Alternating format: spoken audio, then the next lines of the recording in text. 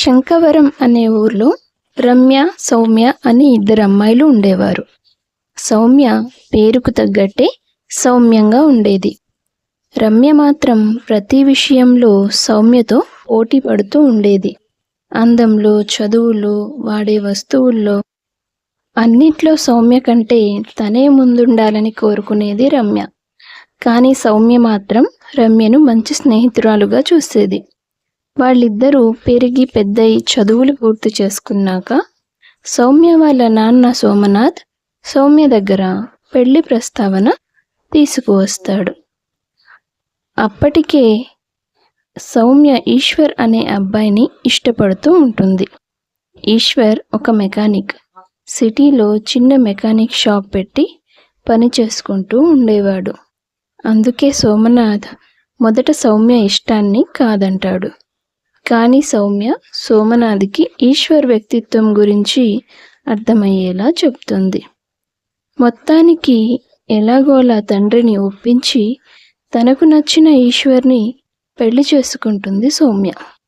సౌమ్య పెళ్లి జరిగిపోయాక రమ్య తల్లిదండ్రులు పెళ్లి గురించి ఆమెతో మాట్లాడతారు. నేను మాత్రం ఆ సౌమ్యలాగా ఎందుకు దిక్కులేని వాణ్ణి పెళ్లి చేసుకోను. బాగా డబ్బు సంపాదించేవాణ్ణి, నాకు లగ్జరీ లైఫ్ ఇచ్చేవాడిని పెళ్లి చేసుకుంటాను. అలాంటి సంబంధం తెస్తేనే నా పెళ్ళి అంటుంది రమ్య తల్లిదండ్రులతో. మనది మిడిల్ క్లాస్ ఫ్యామిలీ. అంతంత మంచి సంబంధాలు రావాలంటే మనకంత స్థాయి ఉండాలి కదమ్మా అంటాడు రమ్య తండ్రి రమణ. అదంతా నాకు తెలియదు నాన్న. నేను మాత్రం ఆ సౌమ్యలాగా కష్టాలు పడుతూ బతకను. ఎప్పుడూ తనకంటే గొప్పగా ఉండాలని నా కోరిక. చిన్నప్పటి నుంచి నేను అలాగే ఉన్నాను. మీకు కూడా తెలుసు కదా. మీ ప్రయత్నాలు మీరు చెయ్యండి అనేసి కోపంగా లోపలికి వెళ్ళిపోతుంది. కొన్ని రోజులు గడిచాక రమ్య కోరుకున్నట్టుగానే ఒక మంచి సంబంధం వస్తుంది. అబ్బాయి పేరు సురేంద్ర. సాఫ్ట్వేర్ జాబ్ చేస్తున్నాడు. నెలకు 1,00,000 రూపాయల జీతం. సిటీలో నువ్వు అబ్బాయి ఇద్దరే ఉంటారు. వాళ్ళ తల్లిదండ్రులు ఊర్లో ఉంటారు. నీకు ఎవరి వల్ల ఎలాంటి సమస్యలు ఉండవు. ఈ సంబంధం అయితే నీకు ఓకేనా? కూతుర్ని అడుగుతాడు రమణ. ఏంటి, 1,00,000 రూపాయల జీతమా? అయితే నేను అనుకున్న దానికంటే నా జీవితం లగ్జరీగా సాగిపోతుంది. ఖాయం చేసేయండి నాన్న, ఇంకేం ఆలోచించొద్దు అంటుంది రమ్య తండ్రితో. తను కోరుకున్న క్వాలిటీస్తో భర్త దొరికాడని రమ్య చాలా సంతోషంగా ఉంటుంది. పెళ్ళయ్యాక రమ్య వాళ్ళు కూడా సౌమ్య వాళ్ళు ఉండే వీధిలోనే ఇల్లు చూసుకుంటారు. వారి కాపురం హాయిగా సాగిపోతుంది. ఒకరోజు రమ్య సౌమ్యని కలవడానికి తను ఉండే ఇంటికి వెళ్తుంది. 2 రూమ్ల పోర్షన్, అవసరాలకి తగినన్ని సామాన్లతో చాలా సింపుల్గా ఉంటుంది సౌమ్య ఇల్లు.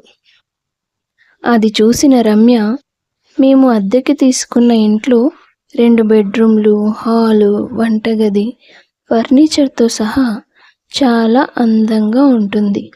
ఏదైనా డబ్బులతో ముడిపడిన పని కదా. మీ ఆయన మెకానిక్ పని చేసి ఎంత సంపాదిస్తాడులే. ఇలాంటి ఇంట్లో కాక ఇంకెలాంటి ఇంట్లో ఉండగలరు?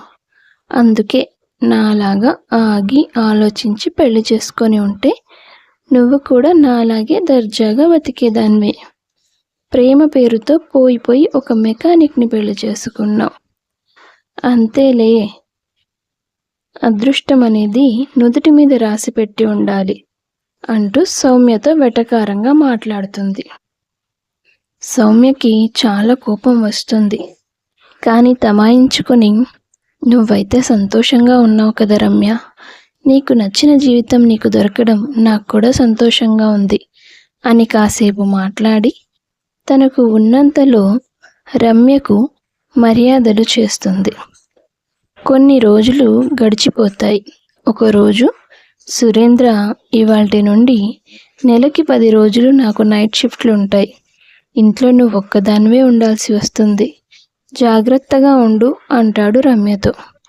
సరేనండి, నేను జాగ్రత్తగానే ఉంటాను. మీరు జాగ్రత్తగా వెళ్ళిరండి, రాత్రిపూట కదా అని చెప్తుంది భర్తతో. సురేంద్ర సంపాదన ఎక్కువ కావడం వలన రమ్య ఖర్చులు కూడా అందుకు తగ్గట్టే ఉంటాయి. రమ్య ఎంత ఖర్చు పెట్టినా ఎందుకు ఏమిటి అని అడగడు సురేంద్ర. అందుకు రమ్య ఇంకా పొంగిపోతుంది. మాటిమాటికి సౌమ్య ఈశ్వర్ల ఇంటికి వెళ్ళి తన భర్త గురించి పొగుడుతూ మాట్లాడుతూ ఉంటుంది. మరో పక్క సౌమ్య ఈశ్వర్ చాలని సంపాదనతో ఇబ్బంది పడుతూ ఉంటారు. అందుకని ఒకరోజు సౌమ్య బాగా ఆలోచించి తనకు తెలిసిన పిండి వంటలన్నీ ఇంట్లోనే తయారు చేసి చుట్టుపక్కల ఉన్న కిరాణా షాపులకు అమ్మడం మొదలుపెట్టింది. అలా భర్త సంపాదనకి తన సంపాదనని జోడించి వారి ఆర్థిక పరిస్థితి మెరుగుపడేలా చేస్తుంది సౌమ్య. దాదాపు 2 ఏళ్ళు గడిచిపోతాయి. రమ్య చుట్టుపక్కల వాళ్ళతో చక్కగా కలిసిపోతుంది, చనువుగా ఉంటుంది. మెల్లమెల్లగా సురేంద్రకు అదేదో సమస్యలా అనిపించడం మొదలవుతుంది. రమ్య ఎవరితో మాట్లాడినా అనుమానంగా చూడడం మొదలు పెడతాడు. మాటిమాటికి తన ఫోన్ చెక్ చేయడం మొదలు పెడతాడు. మొదట్లో రమ్యకు అర్థం కాలేదు. తర్వాత మెల్లిమెల్లిగా సురేంద్ర అసలు వ్యక్తిత్వం బయటపడుతుంది. నేను ఇంట్లో లేనప్పుడు ఎవరితో మాట్లాడుతున్నావు, ఏం చేస్తున్నావు అంటూ రమ్యను వేధించడం మొదలు పెడతాడు. అలాంటిదేం లేదని రమ్య ఎంత మొత్తుకున్నా వినిపించుకోడు. సామాన్లు కొనడానికి షాపులకు వెళ్ళినా షాపు వాళ్ళతో నీకేంటి సంబంధం అంటూ అసభ్యంగా మాట్లాడతాడు. అలా రోజు సురేంద్ర హింస ఎక్కువైతూ ఉంటుంది. ఇక విసిగిపోయి ఒకరోజు తట్టుకోలేక తన ఊరు వెళ్ళిపోతుంది రమ్య. ఆ తర్వాత రోజు సురేంద్ర తన మామగారు రమణకు కాల్ చేసి 2 ఏళ్లుగా మాకు పిల్లలు కలగలేదు. మీ అమ్మాయిలో ఏదో లోపం ఉండబట్టే ఇంకా పిల్లలు పుట్టడం లేదు. ఎలాగో నాకు చెప్పకుండా మీ ఇంటికి వచ్చేసింది కదా, మీ అమ్మాయిని అక్కడే పెట్టుకోండి, మీ అమ్మాయి నాకు అవసరం లేదు అని చెప్పి ఫోన్ పెట్టేశాడు. అది విన్న రమ్య తల్లిదండ్రులు చాలా బాధపడతారు. 4 రోజులు పోయాక సౌమ్య తన తండ్రిని కలవడానికి ఇంటికి వస్తుంది. సోమనాథ్ సౌమ్యకి రమ్య పరిస్థితి గురించి చెబుతాడు. అది తెలుసుకున్న సౌమ్య కంగారుగా రమ్యను కలవడానికి వెళ్తుంది. ఏంటి, నీ భర్తను ఇంతకు ముందు చులకన చేసి మాట్లాడానని, ఇప్పుడు నాకు బాగా అయ్యిందని నన్ను వెక్కిరించడానికి వచ్చావా అంటుంది రమ్య సౌమ్యతో. చచ, అలాంటిదేం లేదు రమ్య. నీకు ఇలాంటి పరిస్థితి వస్తే నేను బాధపడతాను కానీ వెక్కిరించాలని అనుకుంటానా? సురేంద్ర గారు ఇలా మారిపోతారని నేను అనుకోలేదు అంటూ సౌమ్యను ఓదారుస్తుంది. రమ్య దుఃఖం ఆపుకోలేక సౌమ్యను గట్టిగా పట్టుకొని ఏడుస్తుంది. సంస్కారం లేని మనిషికి ఎంత సంపాదన ఉన్నా వృధా అని నాకు ఇప్పుడిప్పుడే అర్థమవుతుంది. డబ్బే అన్ని సంతోషాల్ని ఇస్తుంది అనుకున్నాను. నీ మీద పోటీతో నీకన్నా గొప్పగా బతకాలనుకున్నాను. కానీ ఇలాంటి మనిషి చేతిలో చిక్కుకుపోయాను. అనుమానం పెనుభూతమని ఇందుకే అంటారేమో. ఇప్పుడు మాట మార్చి నాకు పిల్లలు కలగడం లేదని సాకు చూపించి నన్ను వదిలేయాలని చూస్తున్నా. ఏం చేయాలో అర్థం కావట్లేదు సౌమ్య అంటూ తన బాధను చెప్పుకుంటుంది రమ్య. తప్పుల తేడా ఏదో ఒక రోజు మనిషికి అర్థమవుతుంది రమ్య. సురేంద్రకి కూడా తను చేసిన తప్పు అర్థమై తిరిగి నిన్ను తీసుకెళ్లి జాగ్రత్తగా చూసుకునే రోజు తప్పకుండా వస్తుంది. అప్పటి వరకు నువ్వు ధైర్యంగా ఉండు. నీ కాళ్ల మీద నిలబడి చూపించు. కన్నీళ్లు పెడుతూ కుంగిపోవద్దు అని రమ్యకు ధైర్యం చెప్తుంది సౌమ్య.